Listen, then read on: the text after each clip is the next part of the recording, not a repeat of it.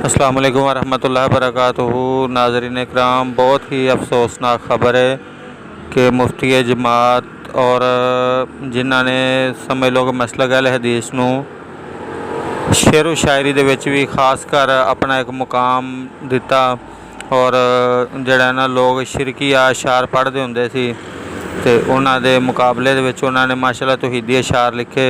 मुफ्ती जमात हज़रत मौलाना मुफ्ती उबैदुल्ला हफीज़ साहब जिहड़े कि अज अल्लाह नूं प्यारे हो चुके ने। इन्ना लिल्लाहि व इन्ना इलैहि राजिऊन। सारे साथियों की गुजारिश है कि दुआ करो अल्लाह पाक मुफ्ती साहब नूं जन्नतुल फिरदौस च आला मुकाम देवे और उन्हां दी कीतियां होईयां मेहनतां काविशां अल्लाह ताला कबूल फरमाए।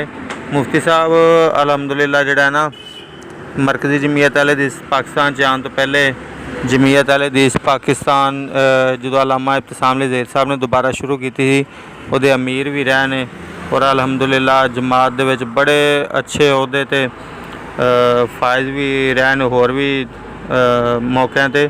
अल्लाह पाक उन्हां दी मग़फ़िरत फरमाए। अस्सलामु अलैकुम व रहमतुल्लाहि।